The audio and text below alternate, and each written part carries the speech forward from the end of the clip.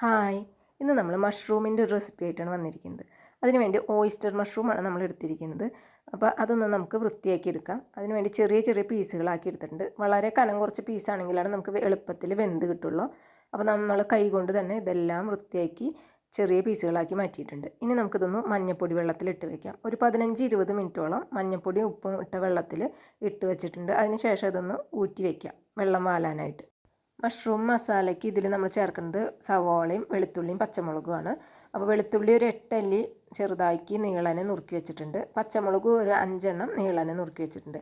പാത്രം അടുപ്പത്ത് വെച്ച് വെളിച്ചെണ്ണ ചൂടാകുമ്പോൾ അതിലേക്ക് പച്ചമുളകും വെളുത്തുള്ളി ഇട്ട് വെളുത്തുള്ളിയുടെ കളറൊക്കെ ഒന്ന് ചെറുതായി മാറി വരുമ്പോൾ നമുക്ക് അതിലേക്ക് സവാള ഇട്ട് കൊടുക്കാം. 2 മീഡിയം സൈസ് സവാളയാണ് നമ്മൾ എടുത്തിരിക്കുന്നത്. ഇതിന് പകരം ചെറിയുള്ളി വേണമെങ്കിൽ നമുക്ക് ചേർത്ത് കൊടുക്കാം കേട്ടോ. അപ്പോൾ ചെറിയുള്ളി ആകുമ്പോൾ കുറച്ചും കൂടി ടേസ്റ്റ് കൂടും.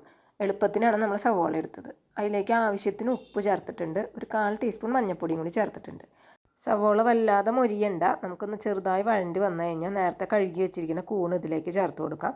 ഇനി നമുക്കിതൊന്ന് അടച്ച് വെച്ച് വേവിക്കാം. കൂണിൽ നിന്ന് ഇറങ്ങുന്ന വെള്ളം കൊണ്ട് തന്നെയാണ് കൂൺ വെന്ത് കിട്ടുക. അപ്പോൾ അത് അടച്ച് വെച്ചപ്പോഴേക്കും വെള്ളമൊക്കെ ഇറങ്ങിയിട്ടുണ്ട് കൂണിലത്തെ. ഇനി നമ്മൾ ഒരു തണ്ട് കറിവേപ്പിലയും കൂടി ഇട്ട് കൊടുക്കുന്നുണ്ട്. നന്നായി ഒന്ന് ഇളക്കി യോജിപ്പിച്ചതിന് ശേഷം തീ സിമ്മിലിട്ടിട്ട് വേണം ഇത് വറ്റിച്ചെടുക്കാനായിട്ട്. കൂണിലത്തെ വെള്ളം വറ്റിയാലും തീ ഓഫ് ചെയ്യരുത്. കുറച്ച് നേരം കൂടി ചെറിയ തീയിലിട്ടിട്ട് ഇത് നന്നായി ഒന്ന് മൊരിയിച്ചെടുക്കണം. എത്ര നേരം കിടന്ന് അത് മൊരിയുന്നോ അതാണ് അതിൻ്റെ ടേസ്റ്റ്. നമ്മൾ മസാലപ്പൊടികളോ ഒന്നും ചേർത്തിട്ടില്ല. എരിവിനാണ് പച്ചമുളക് മാത്രമാണ് ചേർത്തിരിക്കുന്നത്. നമ്മുടെ മഷ്റൂം ഇപ്പോൾ റെഡി ആയിട്ടുണ്ട്. ഇനി നമുക്കിതൊരു പാത്രത്തിലേക്ക് മാറ്റാം.